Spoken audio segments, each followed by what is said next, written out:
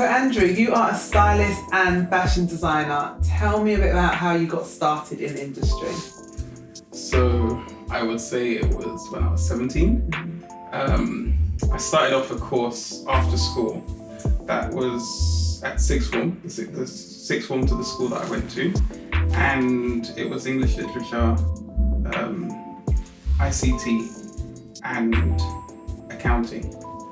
And I soon realised into the first term that wasn't for me. So anyone that came into the common room during my free time, I'd be like, oh, do you want to chat? Like, what's been going on? Yeah. And it was almost just a waste of time. I managed to complete the whole year, got my AS levels from that. But I didn't do so great, but I still got the qualification. And I decided at that point that I was going to pursue a career in fashion, or at least go to study fashion design. So I did a BTEC at the local college, and I got my BTEC diploma in fashion. But prior to that, I would say it then became evident that from my childhood, the attributes that I had were kind of showing up throughout that whole period of time, to the point of me deciding that I wanted to actually pursue fashion. So I'd say 17. 17. Yeah. And where has that taken you? So from 17 to now, what's that journey look like for you? So college, university, again, did my degree at uni. I did a menswear degree, so I did a general fashion diploma, and then I specified into menswear. And then after that, I started a career in retail. Okay. So I went into luxury retail, and I worked for a company. I worked for Burberry for 8 years, and during those 8 years, I started off on the shop floor, and then I got promoted and started working in the visual merchandising team. And then I went into merchandising, so actually buying for the stores in and around the UK and also the rest of EMEA. During that period of time as well, I started to dabble in making wedding dresses. Right. So that whole thing came about because so by that point I was still making one-off pieces for people, menswear, specific to my degree. I just continued on with that after the degree. And a friend of mine was like, I really think you'd be good at making my wedding dress. And I was like, I don't make wedding dresses, I do menswear. And so she convinced me for 6 months to make her wedding dress. And each time she'd ask, I'd be like, no, I'm not doing it. And eventually, what I said to her, the compromise that I made with her was that I will help you go out and find a wedding dress, because I've got an eye, I know what looks good, and I will assist you with that. So we went out, went to Harrods, went to quite a few wedding shops, quite a few, over the space of about 2 weekends. And each time we went to the stores, she wasn't able to find the exact thing that she wanted. And each time I could actually see what she was saying. I was identifying with her plight in trying to find this perfect wedding dress. And so eventually I'd kind of talk to the wedding dress assistant and say, oh, can we do this or can we do that? And they're like, no, that's not possible, you know. And so there was a lot of constraints to trying to make that ready to wear wedding dress look like the wedding dress that she wanted. So after we left that particular Saturday, I said to her, okay, I'm gonna make your wedding dress for you. Wow. She was like, oh really? Gave in. And that was it. So I did that wedding dress, and it really, really worked really well. It was a labor of love. It's still probably one of my favorite pieces that I've done.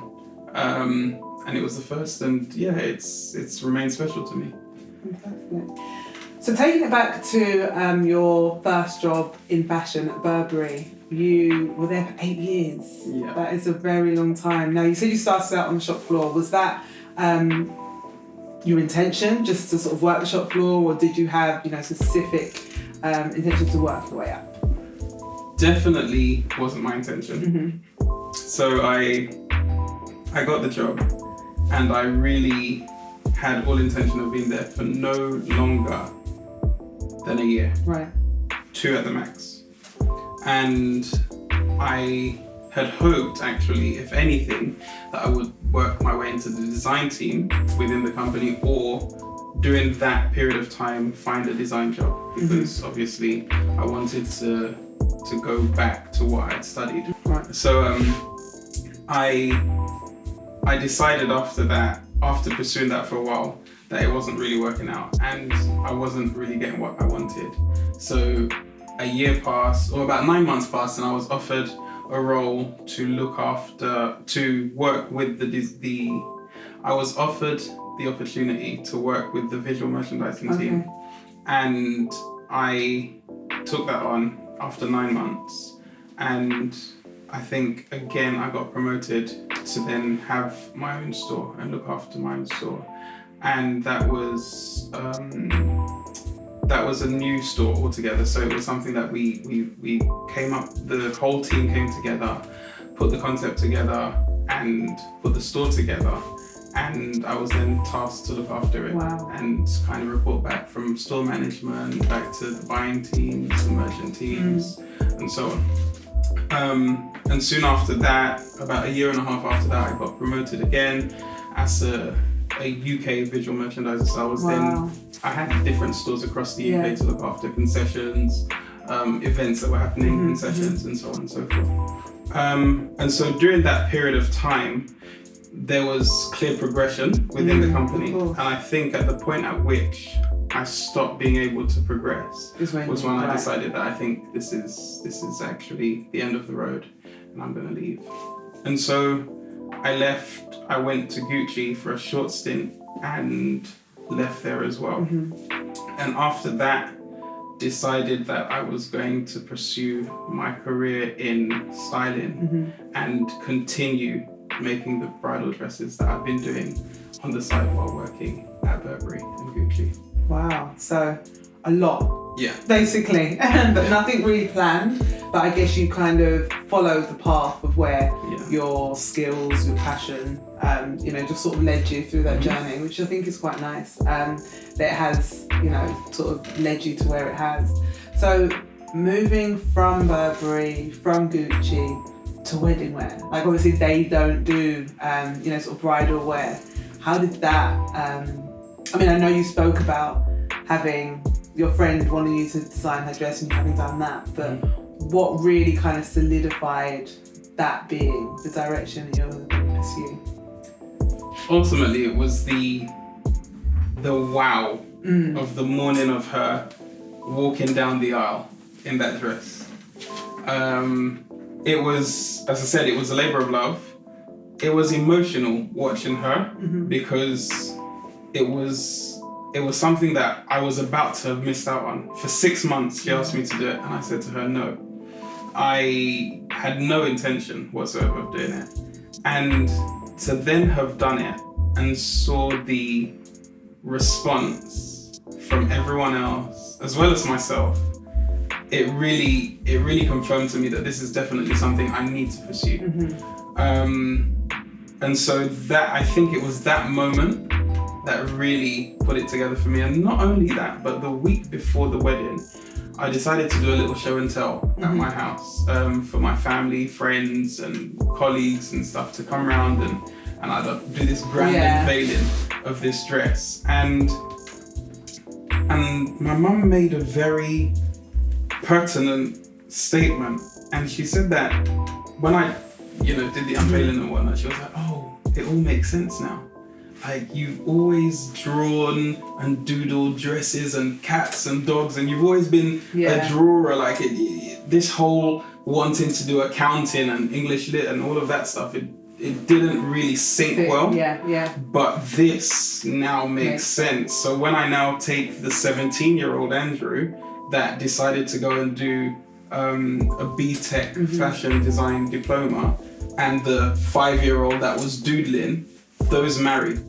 So it was those kind of instances for me that really, solidified that choice and made me think, okay, this is definitely something I need to do. But at the same time, there's the fear or the apprehension of the unknown. So you're like, okay, well, I've got a job. It's paying me well. I'm progressing steadily. So I'm not going to now throw that all away just to do this. Yeah. So it was something that I always did on the side. So working from weekend to weekend. And that was that. Wow. So you're still styling as well. Still styling. So what does that look like for you in terms of how do you manage the two? Because I'm sure you don't style everyone in bridal wear every single day. So how does that? Well, the styling came about again in a different way, but again they all married together. So a lot of the times, even just the way I would put my own outfits together, the way I'd go out and almost be fearless in what I was wearing or wear, and it's funny because obviously working in the retail sector, whether it was the merchandising or the visual merchandising or the shop floor, there opportunities came up for me to go to other sample sales and stuff and shop. Yeah. People would ask me to buy stuff for them.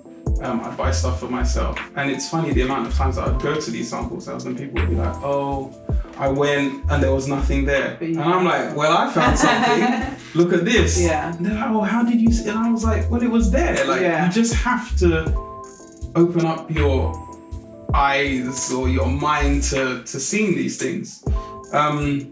So the styling then came about really because obviously after I left Gucci, and around and about that period, I started taking pictures and getting involved in social media. Okay. I'm not from the social media generation, because when we were growing up at school, it was cool for you to have Snake on your phone. Right, of course, right? I remember. So we had Snake and probably even the little ping pong thing. All of that, that was our era. And I think the generation of now, and probably the last 5 years that were at school, have grown up with the whole social media, Twitter, Instagram, Facebook, all of those things, Snapchat. Yeah. So I got on board with Instagram and I started posting up pictures of me wearing whatever I was wearing and putting a little caption with it. And so it got a bit of traction, and generally people were just like, oh, I like what you're wearing, I like that. And I just thought, okay, well, this could be something. It doesn't take anything out of me. I can put an outfit together very easily. I'm not one of these people that have an event and then think, oh, what am I going to wear and start planning it. Not even that I know, I go to my wardrobe, pick out something. I have one particular item that I'll start off with, and then I'll just plan around that. And it's literally a 5-minute job. It doesn't take too much out of me. So that's how the styling came about, because it was just something that I enjoyed doing while I realized that I didn't have the full-time job to go to anymore. And so it's something that comes naturally. It ties in with everything else. I know that obviously you've got bridal, you've got styling, you've got merchandising, but all of which are one in the same in terms of the fashion and the... That's what ties them all together. Okay. What inspires you to do what you do within fashion, whether it be styling or creating, a bride's perfect dress? For me, I think... For me personally, I know that when I'm dressed well, I feel well.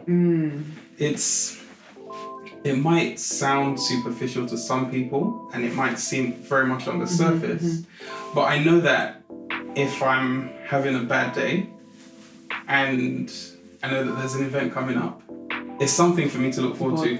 I'm with you. The best part sometimes of going out for me is getting ready. Because I know that I didn't realize it back then, but now, today, I can say that I am able to alter or change people's perception of me based on how I present myself and the outfit that I'm wearing. I can almost make someone look at me. I can I can gain the attention of a room based on what I'm wearing.